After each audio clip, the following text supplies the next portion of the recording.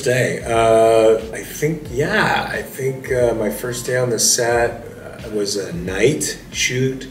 So I started late and we ended late, about 4 o'clock in the morning. And it was cold and rainy. It was the scene where I'm burying all the bodies in the town, and I turn all the men into demons, and I'm starting the apocalypse. I'm calling death up from wherever death is, and it was where they try to kill me. And that was really fun. It was a really fun day because I had a lot of stuff to do, a lot of crazy, horrible things to do that I had to do it as the devil, which means it was, it was like cooking breakfast.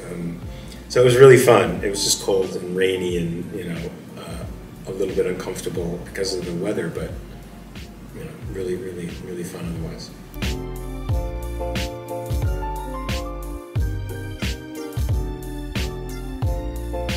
Well, I think the great thing about Supernatural and why it's such an iconic show is that the supernatural part is the backdrop to a family drama.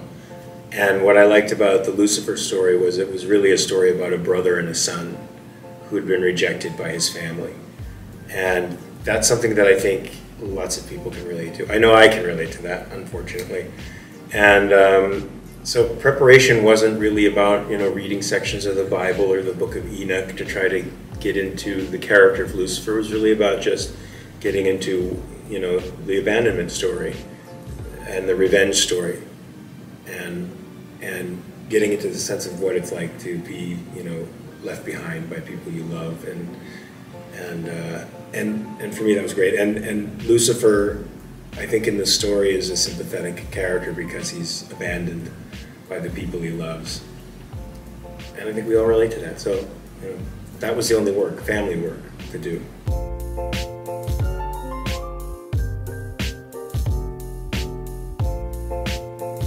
Yeah, I mean, at that time I didn't know anybody the way I knew them, through the years, and over the years everybody became, definitely became like a family. And it's nice to work that way because it's really nerve-wracking when you come onto a set where they've been working together for a while, everybody knows each other, but you're the new kid on the block.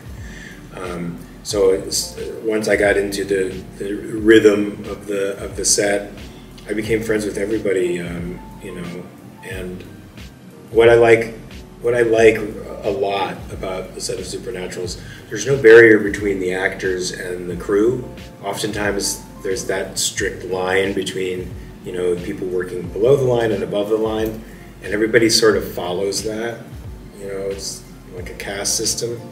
And in this show, it's not the case. Everybody sort of integrates together, and we eat lunch together, and we hang out together, and we talk, and they become fellow travelers on your journey, story journey too. So I begin to rely on Brad, the camera operator, for his take. I would do a take, and if I did it and I looked at Brad and he went, I knew that it was a good take, and I didn't have to, worry about it. So yeah, we became friends, and I'm friends with many of them today, and outside, and that's rare. It's a rare phenomenon.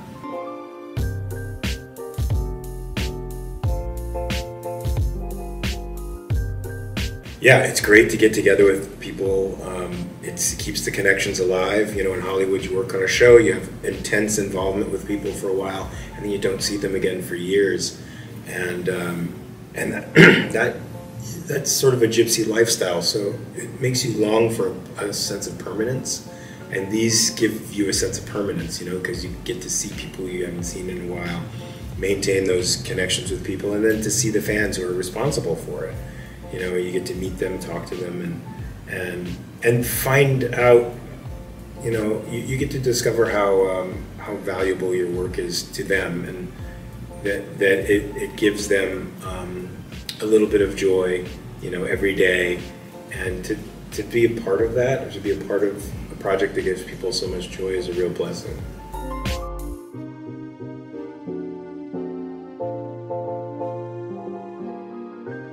There's great storylines in that.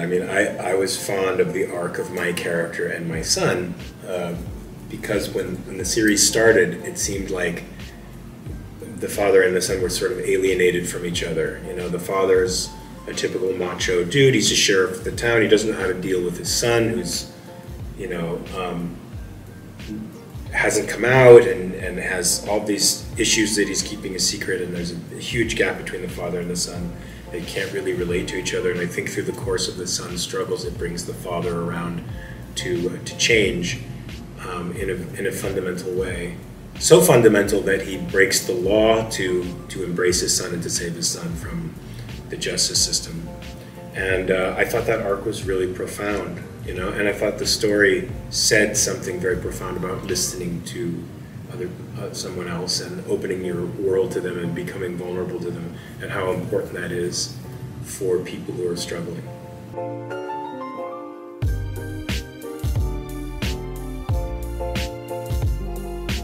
I knew Lost was an iconic show, but I didn't know my part was going to be the sort of pinnacle of the show, in that, you know, the Jacob character held all the secrets to the island and was going to reveal everything to everyone at the very end. And I almost didn't do the part because I got the audition. I had 4 auditions at the same day, and I told my wife, I can't do this audition. I have too much work to do that day. It's a 7-page scene. I'll never be able to get it down to a performance level by the time they have to audition me, which was like the next day. And so I almost turned down the audition, and she was a fan of the show and said, you can't turn it down. It's a great show. Do it, regardless. And so I went in anyway, and 3 weeks later I got the part, but the part wasn't Jacob. It didn't say Jacob, because they make different sides for the audition because they don't want the information to get leaked out to the public. So I didn't even know what part I was playing when I went to Hawaii.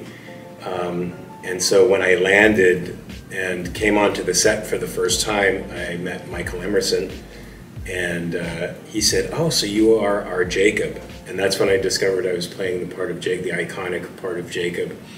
And I'm glad I didn't know that beforehand. I think it would have made me a little bit nervous. So, yeah, so that's when I found out when I landed, and the rest is television history. And I'm very fortunate to be a part of it.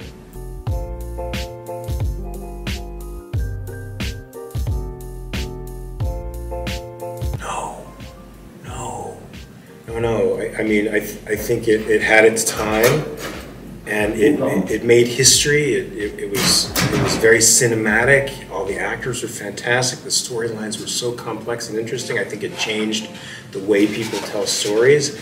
I think we need to keep it in the memory, in our memories, and remember it fondly as a great piece of television history, and not bring it back. No, don't try to revive it. It's lived, it's passed on. It's in our memories now, stronger than it was before, and we should leave it there.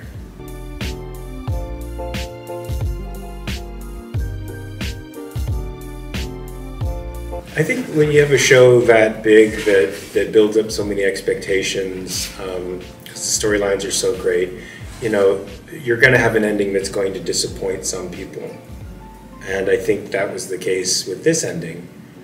I don't know that it answered everybody's questions to satisfaction, but I personally liked it. Whenever a dog sits down next to the main character and goes into the next world with him, I'm done. I'm toast. So I thought the ending was great. I thought it resolved it exactly the way it needed to be resolved.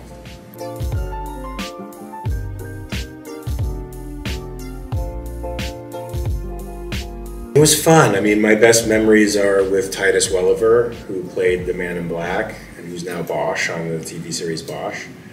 And I think he's soon to be Lex Luthor in the DC universe.